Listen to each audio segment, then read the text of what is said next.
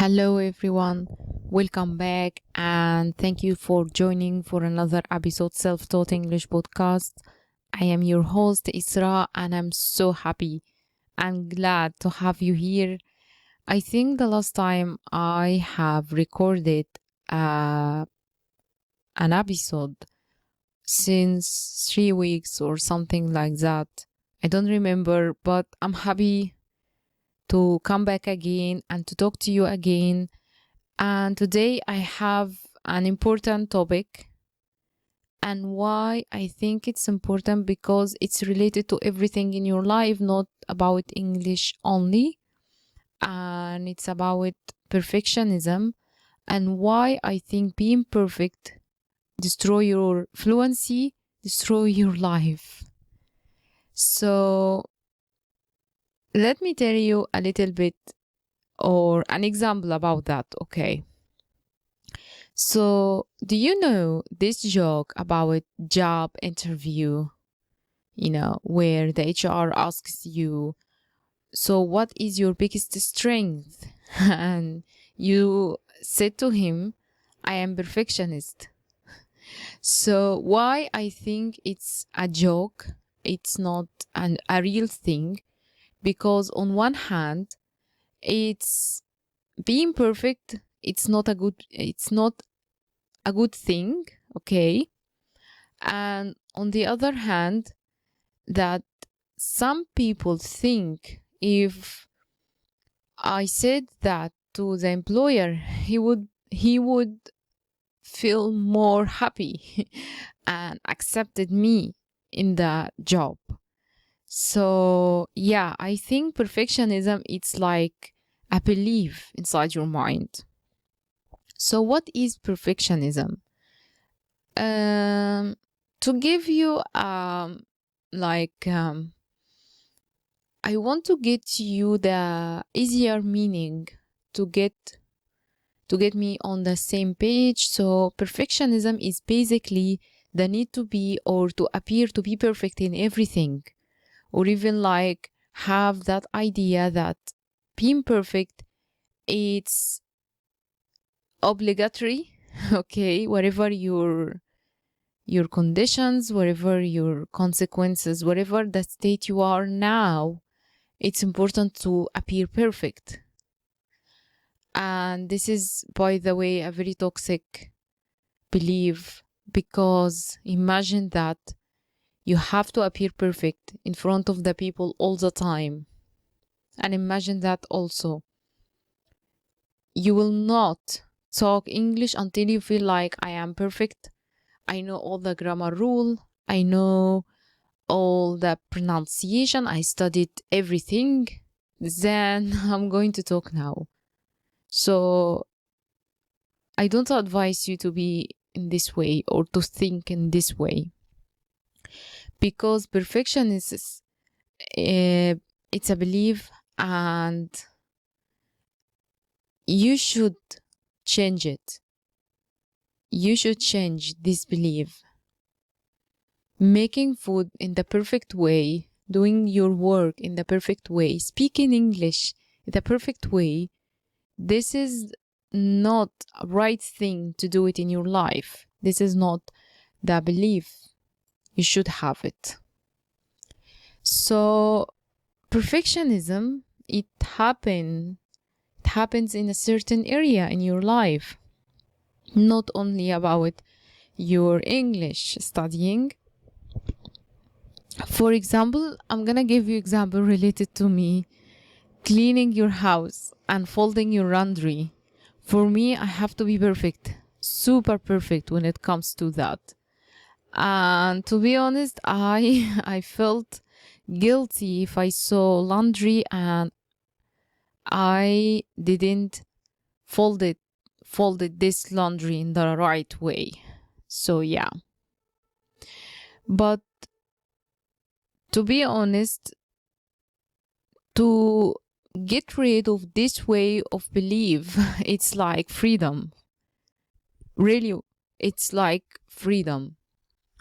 So for example, if you watch YouTube a lot and watch all the people English content creator, and they appear so perfect, super perfect. The content, the episode, everything, they appear in front of the camera very confident, and they know what they are gonna say. And yeah, and you look at yourself and you want to try, you want to become a YouTuber, you want to publish content, maybe about your English learning, but you see yourself far away from these people because you want to be perfect like them. So yeah, this it's a point that you are thinking in a toxic way. And another point I want to talk about related to being perfect all the time, the fear of making mistakes, the fear of having an accent like me, and the fear of getting stuck, and the fear of not using the right word, the fear of people thinking that we are less intelligent, the fear of people not wanting to communicate with us because we are not having the perfect English. So, because we are not perfect, we are not speaking the English that we think they expect us to speak, you know. So you have a real fear, but in reality it's not real. And that fear is also the number one cause of why you keep getting stuck and you can't seem to reach the breakthrough that you want to reach it. This concept of I want to be perfect in English will not happen because you are awesome right now and you are trying. So let's start first talk about communicate in a certain language. Maybe you are learning of any foreign language, not English, whatever. The only reference we have to is we are not a native language. We are non-native English speaker. So we know what it's like to speak a language and we know how it feels. And we know we speak a different language. It doesn't feel the same way, of course, your native language. It's not perfect. So anything that we are doing is less than perfect. This is common sense for anyone learning and try to communicate in a foreign language. So the real problem, I think, starts the first day of school where you start learning English and they teach you that there is right and wrong way. And the moment you take your first quiz or your first test or you have to write the word down and then you get it wrong because spelling spelling in English is hard. It's not easy. And then you lose points and your mind get programmed in this way. So this is the root problem comes from your mind.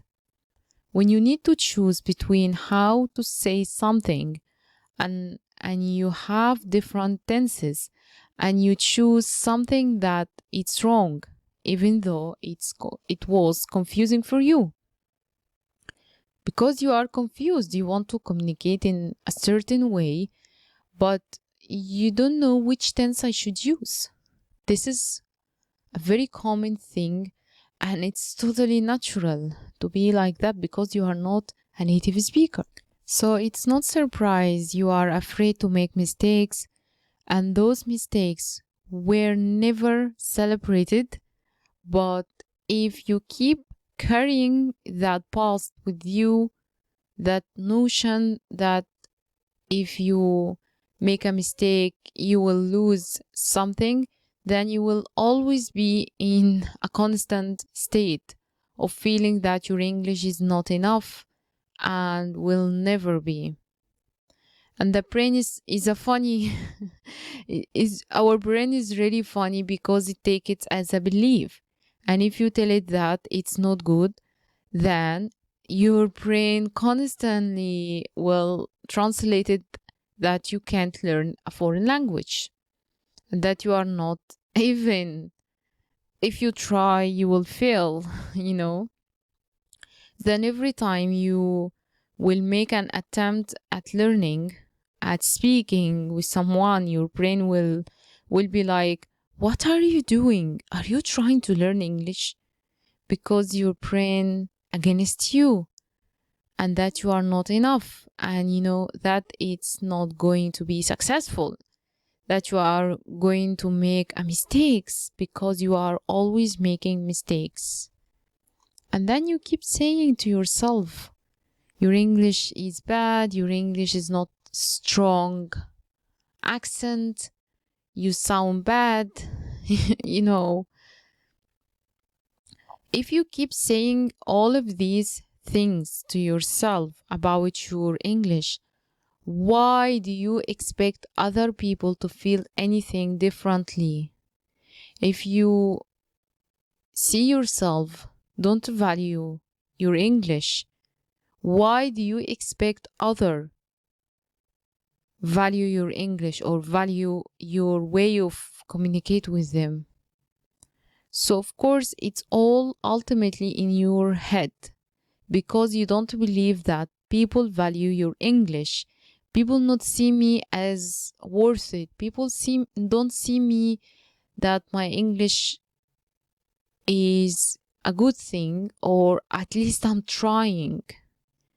So you feel that they judge you, and most people do feel that. And to be honest, and based on my experience, it's not about only feeling judged. This is not related to your foreign language or you want to learn a foreign language. It's related to your all aspect in your life.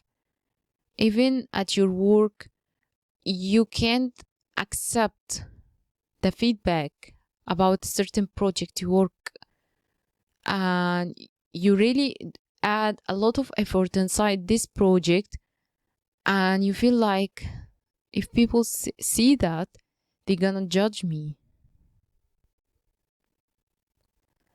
And most people don't care about anything. Sometimes a lot of people, yes, judge, this is true, but as much as you judge yourself, this is harsh.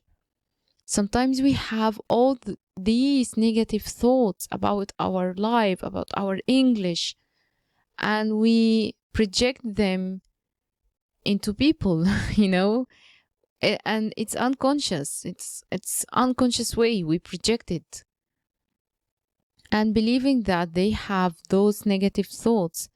As I said before, when you have these negative thoughts, it's not a place to thrive and to learn and to change yourself. It's a place of depression. Your English is bad. Come on. You can be better with yourself. And you need it to be and to stand on your side. In my experience, I always love visualizing English and pretending it it can be a human. And you're gonna feel like you are a joke. No. Sometimes I imagine that English is a human, is a part of other personality.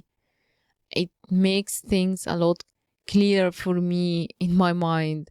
So I use that imaginary of English being like a real thing, and sitting on the couch and drinking juice, and people approach her rather than her approaching people.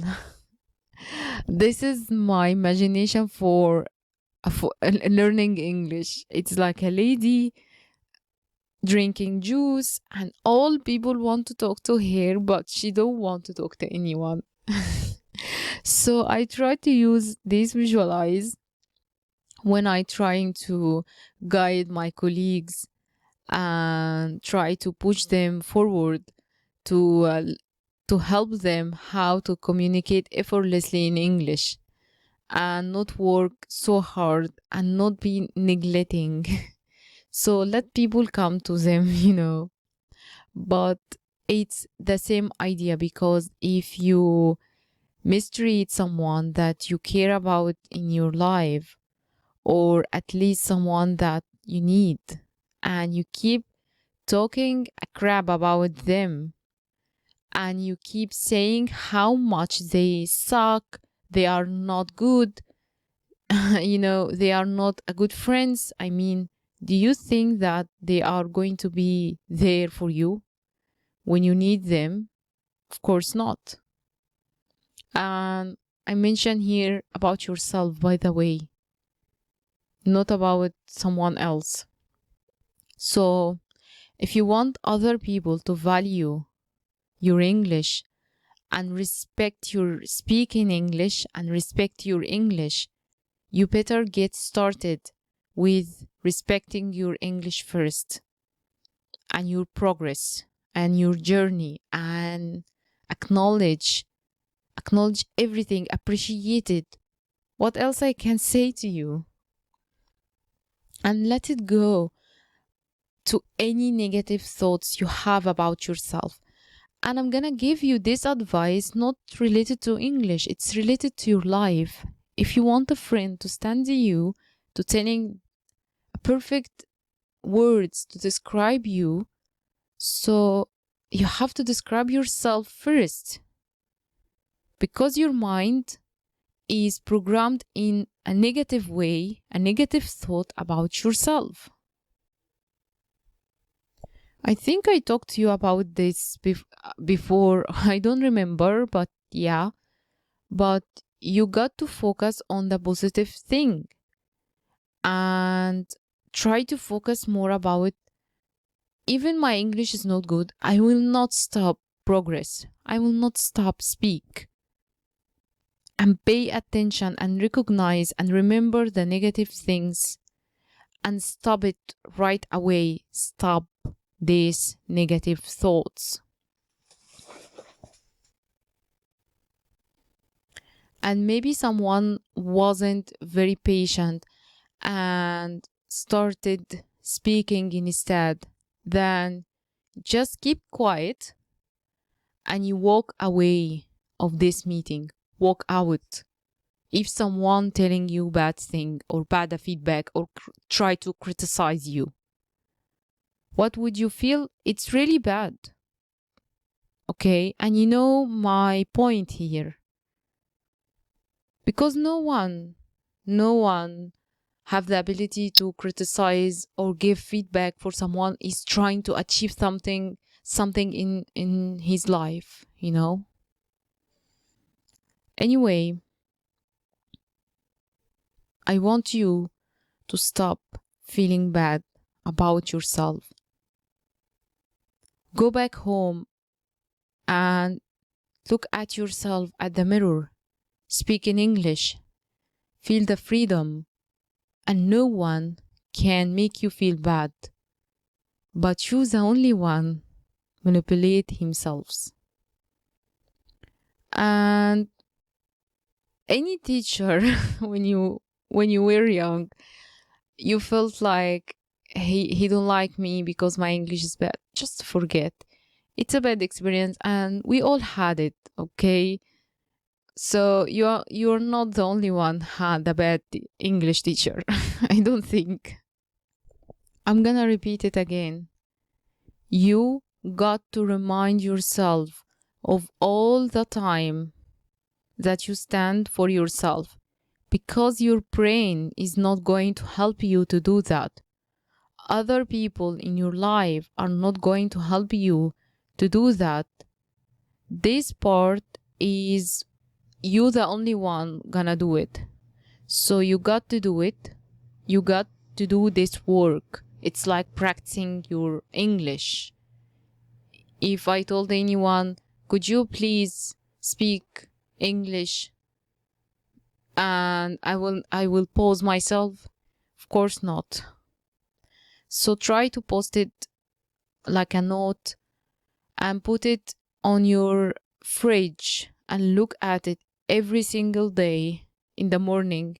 You feel bad about yourself, and just see yourself and remind yourself that you are of the improvement and growth, and you are trying to do whatever you want to do. Even I just want to need to speak a foreign language to get a better job, because my situation right now is stuck in a bad job and I want to get an awesome job.